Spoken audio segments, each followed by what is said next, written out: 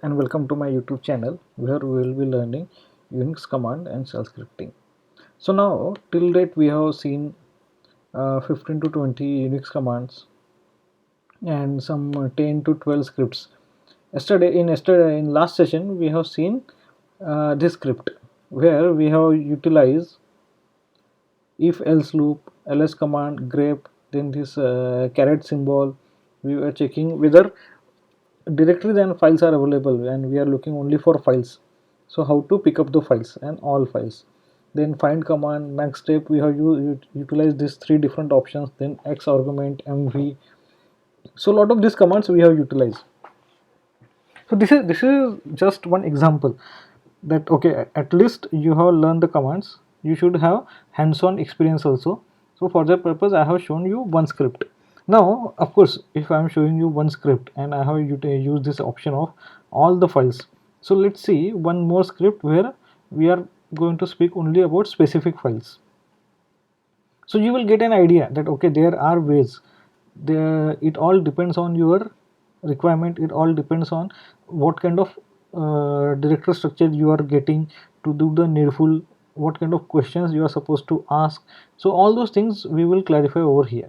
Now the previous script in previous session, whatever we have seen, all files and there are directories, but we have to pick up only from the current directory, not from the subsequent directory or subdirectories. So this is what we are going to, we just made a little change here. Instead of picking up all the files, we have said okay, we have 1 2 3 4 files and only this 4 files should be picked up. So what we have done, we have kept the script as it is. I just copy pasted the same script over there. I defined these 4 variables f1, f2, f3, f4, like file1, file2, file3, file4, and then I have put a for loop. So here I am checking for I in and then file1, file2, file3, file4. And as we have seen in the previous session, in GitHub repository also I have uploaded this for loop script. So here we are using this variable $I in the find command, and we are checking that okay, if that file is available or not. If the file is available, it should be 2 minutes old, and then move the file to different path.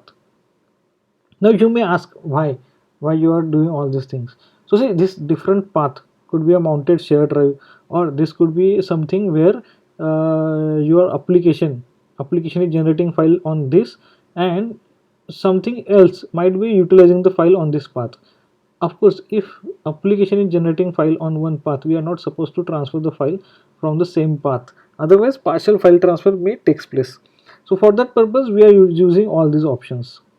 Now if you compare, if you have something at your end to compare both the scripts, you will find that okay, the major difference is the file names we have specifically defined. Of course file name at your end would be different. You can use this date parameter and all this stuff. You will be having something different extension, you will be having lot different file names, so you can replace those things with over here. Then we are doing one more thing, that is this echo message. So we will try to execute the script 3-4 times with all the files available, with few files available, with the files which are satisfying the criteria, with files which are satisfying the criteria and not satisfying the criteria, so that things will get clear for you.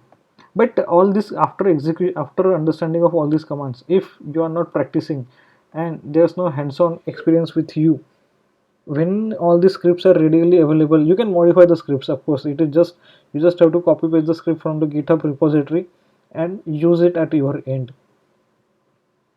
Then that knowledge won't be of any use. So I will strongly urge, please do the hands-on. There are a lot of websites where you can do hands-on. There are a lot of VMwares which you can install and do the hands-on. It's very simple. Please do it. Unix knowledge, Linux knowledge is always useful. It is very much required in today's time when everything is moving to cloud. This will definitely come for your usage only. This is highly required in today's market.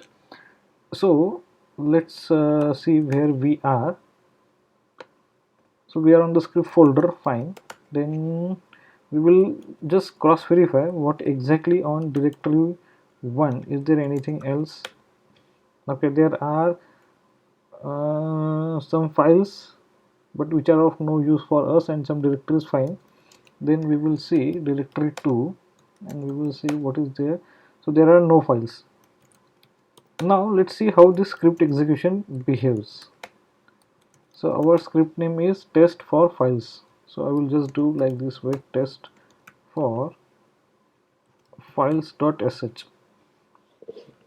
So it says no such file or directory. Of course, because there are files available, but they are of no use to us. So it says, if you see, it is printing the message F4, F5, these files are available. Files are available. Checking for 2 minutes old files. Now, if this file itself is not available, this is bound to fail. So it is saying on directory 2, although these files are not available, see, I'm not directly creating, means I'm not providing the solution as is. I'm also doing some sort of different trick. Otherwise, there's no use of these sessions and all these things. So I'm also not going ahead with the as is script. I'm also doing some sort of small tricks, and I'm showing you some different sort of script.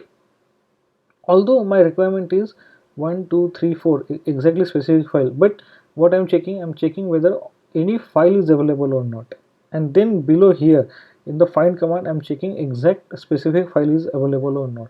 So what will happen, at least whoever is the production support guys, when they are checking the output, they will be able to see that okay, these files are available but the required files are not available. So they will be able to convey the message that okay, whatever files the script is checking, some files are available, the required file which script is supposed to move, those files are not available, and that's why script execution has failed. So let's go ahead and do one thing. Let's create the required files and immediately execute the script. Why immediately? Because we wanted to check that 2 minutes scenario. So I have created test1.txt and then test4.txt and then execute the script. So what it says, yes, files are available. This got detected over here. It says files are available, checking for 2 minutes old file. So of course 2 and 3 we didn't create, so those are not available. And here it says no such file or directory. Of course on directory 2 there are no required files, or there are no files at all. Files are not available, or available files are not of 2 minutes old. Available files not 2 minutes old, so exiting, and then it is exiting. So this is a valid scenario. Even if correct file is available, this is not of 2 minutes old. That's why we are saying exit from the script. Now of course as you know that okay, this is just echo statement. Even if I write down my name, that my name will start appearing over here. So the way you want to modify it, you can modify it. Now let's do one thing. As we are in the session, so let's decrease the time to 1 minute, because we cannot wait for 2 minutes. And at the same time, let's create one more file which is of use but it doesn't satisfy the criteria, and then execute the script. So what it says, so this unwanted files are available, 1 3 4 is available. It says no such file or directory, and then test1.txt and test4.txt, it satisfies the criteria, because instead of 2 I made it 1. Otherwise we have to just keep miss I will keep speaking, you guys keep watching the video, it doesn't make any sense. So I just reduce the time to 1 minute. So these files are 60-second old file, 2 minutes old files have been moved. So let's do ls-l onto this path and do a star. So yes, files are available. Let's do the same thing on directory 1. So on directory 1, if you see, test3 is available, and yes, it is showing the output of subdirectories also. Now this is the reason why we have use this command. And now if I re-execute the script, so test3 should also move over there. Now see, of course test1, test2 and test1 and test 4 which were previously available, it is showing it is not available. But now test 3 is still over there because we haven't test 3 has been moved. So let's re-execute the ls command. Correct, it is not there, and directory 2. Yes. So guys, if you see what exactly I have done. Now, are you going to use the same script as it is? No. There should be questions which should come to your mind. If you are getting such sort of requirement, you have to ask if we are moving the files, and if such sort of scenario happens that okay, already same name file is available, what should be done? So that sort of scripting you need to do it over here. Of course we will do that part also, but rather than including all those things in one script, it is better to go ahead, whatever command we have learned, utilize those command, create a script, show it to you guys so that you can also do the practice, and you will also get confidence that okay, at least we have reached to this level. Whatever questions or whatever scenarios I am defining over here, these are all questions which should come to your mind, which you are supposed to ask to your the person, the team who is giving you the requirement. So you have to ask all those things. If there are files which are satisfying the criteria, when there are files which are not satisfying the criteria and we are doing multiple executions, if file processing is not happening, then what should happen? All those things should come to your mind, and you are supposed to ask these questions. Again, after file utilization on directory 2, is your application deleting the files, or that application is doing the backup? If not, are we supposed to do the archival, and then you have to add that zip utility over here? Or then you have to also ask questions like, will you be asking for those files which are inside the zip folder? Do we have to keep the unzip utility also ready at our end in case you need those things? All those things, all such sort of questions should hit your mind, and you are supposed to ask. Now let's say we have previously executed this script, so we modified and we created this one.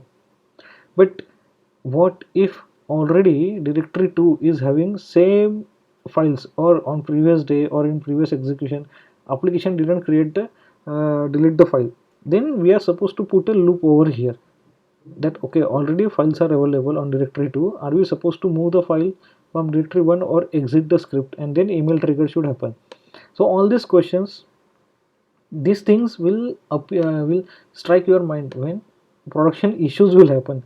Otherwise nobody is going to teach in this manner. How I reached to this level, when this issue started happening, then we realized that okay, we are supposed to take precaution and ask all these questions.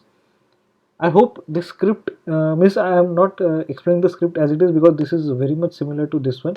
Only difference is we have used for loop, and this why this has been done, just to showcase that okay, here in this case we are using exact file names. So rather than going ahead like this way, you can use the script, you can move the files in this manner also, provided on the source path there are subdirectories, and we don't want to pick up the files from the subdirectories, or we don't want to touch those subdirectories for that purpose. I hope you will do the practice. You will try to change the scenario. You will try to change the script. Try changing all these things. Try changing, means instead of giving this txt over here, just see if you provide all those things over here, what will happen? What kind of script execution? How script will fail? If you do this thing, then you will get that kind of confidence that okay, this is how scripting is done. This is how we have to encounter the issues, and we have to ask the questions. I hope this session is useful to you. We will stop the session now. Let's meet in next one. Thank you very much.